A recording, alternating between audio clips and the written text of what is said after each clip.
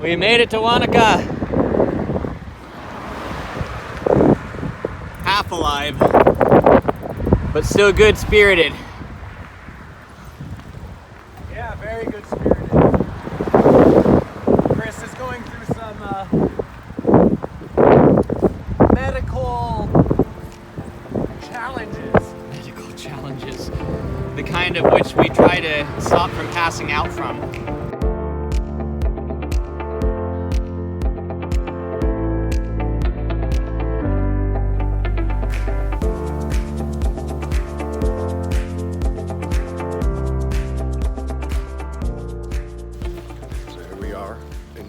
Wanaka campsite.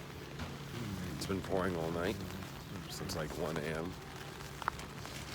We're probably gonna stay in town again. I'm feeling a lot better since yesterday, but what are you gonna do?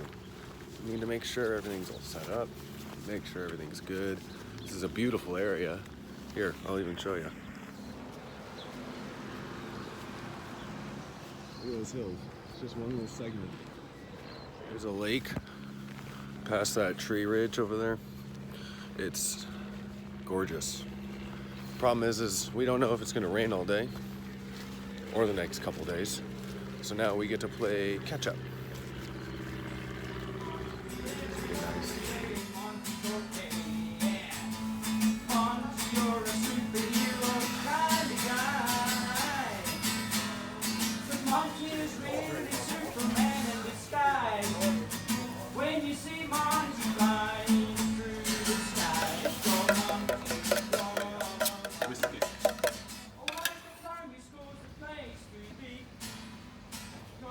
So the thing that we're noticing here in New Zealand is that if you're gonna eat out, you better be loaded because it is so expensive to get restaurant food.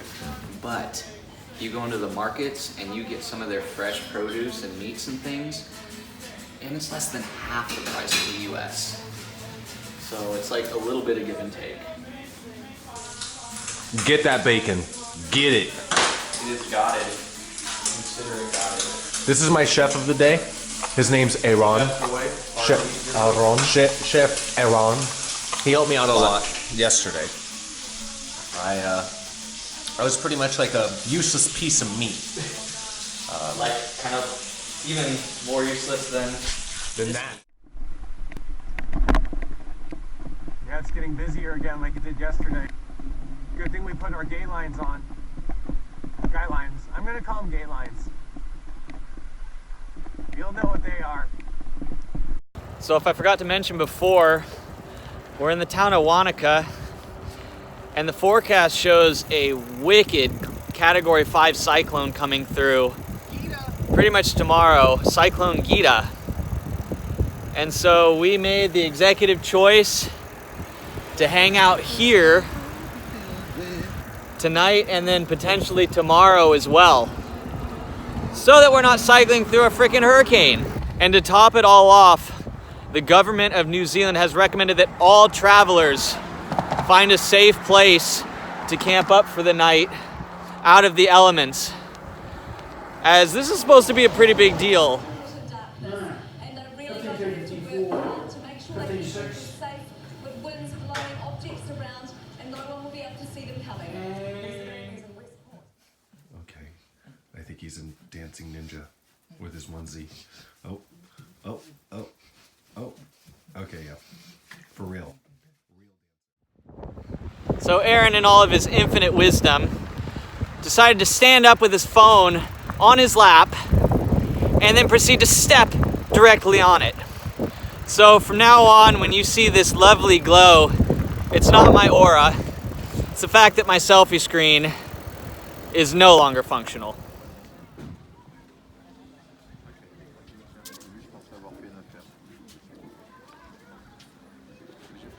So last night, those hills were completely normal.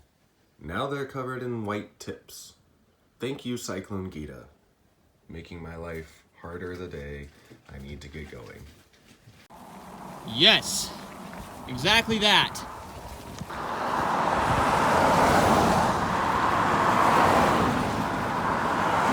Maybe we we should do that. I don't know. It's too late. I'm cold. I might get hypothermia today. Let's go. Let's warm up. Okay, guys. So we're about 6-7 miles outside of Wanaka. And if we haven't told you before, there was supposed to be an enormous cyclone blowing through. So we ended up holding out there for 3 days. And what we found out is that it actually was way blown out of proportion. And instead of it being like this enormous cyclone, it turns out to just be a steady rain. So we're like, screw it, we're not going to wait another day. And we decided to set out towards Cromwell. But as you can see, it's freaking cold, it's rainy, it's wet, and as we were riding, our stuff actually got soaked underneath from the humidity. So we ended up stopping off at this little roadside museum to kind of dry off, let our things chill and warm up because it is freezing. Otherwise, you could say hashtag hypothermia. Yeah. So when you do activities like this, it is really important to be able to regulate your body temperature. When it's warm out, it's easy. You take clothes off. But when it's cold, you have the potential to sweat. So one of the biggest causes of hypothermia is people overexerting themselves when it's cold, getting wet, and then having their body temperature cool because of that, because they're not able to dry back off. So as you're riding, you need to be very careful and make sure that you're not overexerting yourself and you're not building up all this condensation, because these materials do not breathe. And you'll stop after riding for 30 minutes and that could be the end. It's been a very, very, very, struggle of a day when it comes to this cold. It's dropped in temperatures drastically. Even changing in and out of our clothes on the middle of the ride was a big hassle. So, we made it to the National Transport and Toy Museum, if you haven't noticed in the background here, and it is fantastic. It's a great stop, and we were lucky because if we hadn't have found this place, we would have probably been in a pretty nasty spot. But luckily, we're all dried off. We're warmed up, we got some hot chocolate, and now I think we're gonna hit the road again because we still have a little ways to go before we get to our spot for the night. Well, Aaron, you better make me the best damn ramen bowl in the world tonight. Gourmet. Gourmet heated bowl of soup to keep me warm, otherwise I'll be cranky as a goddamn gopher. Hi!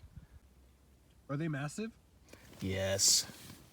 Oh shit, Lindis Pass is gonna be Lindis Pass is gonna be a bitch tomorrow. Look at that. The snowy peaks are starting to pop out. Wow. I bet there's snow on Crown Pass now, Aaron. Made it. It was cold last night. But okay. Look at this. Summertime on the South Island right there. Fresh snow on the mountains. Oh my god, my nose is so red. Again, sorry for the broken screen, but I just wanted to give you an update. So we're just starting up Lindis Pass this morning, and last night was pretty cold, but I was able to get some sleep. And today we're heading on to Omarama and hopefully find some places to restock and do some laundry, because after yesterday's rainy craziness, a lot of our stuff is wet. But it's not supposed to rain today, and it's already looking like it's starting to clear up behind me, which is a positive.